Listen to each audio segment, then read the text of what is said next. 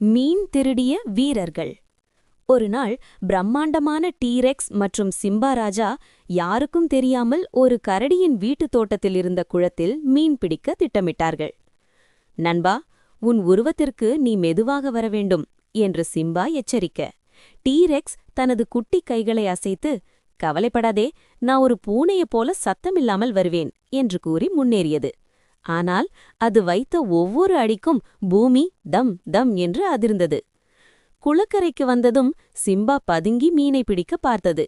T-Rex ஆர்வ கோளாறில் தனது குட்டி கைகளால் மீனை பிடிக்க முயன்றபோது சமநிலை தவறி தடாலடி என குளத்திற்குள் விழுந்தது. அந்த சத்தத்தில் தூங்கிக் கொண்டிருந்த கரடி ஓடி வந்து பார்த்தது.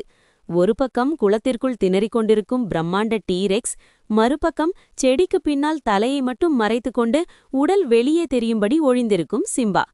கரடி சிரித்துக்கொண்டே கேட்டது, டேய் டீரெக்ஸ், நீ இவ்வளவு பெருசா இருந்தும் என் வீட்டு தொட்டியில இருக்கிற சின்ன மீனுக்கு ஆசைப்படலாமா? சிம்பா, நீயாவது அவனுக்கு சொல்லக்கூடாதா? பிடிபட்டதை உணர்ந்த சிம்பா மெதுவாக எழுந்து, அது அது இவனுக்கு நீச்சல் கத்துக் கொடுக்க கூட்டிட்டு வந்தேன் என்று மழுப்பியது. டீரெக்ஸ் தண்ணீருக்குள் இருந்தபடி, ஆமாம், ஆனா இந்த குளம் ரொம்ப சின்னதா இருக்கு என்று கூறி வழிய கரடி வயிறு குலுங்க சிரித்தது.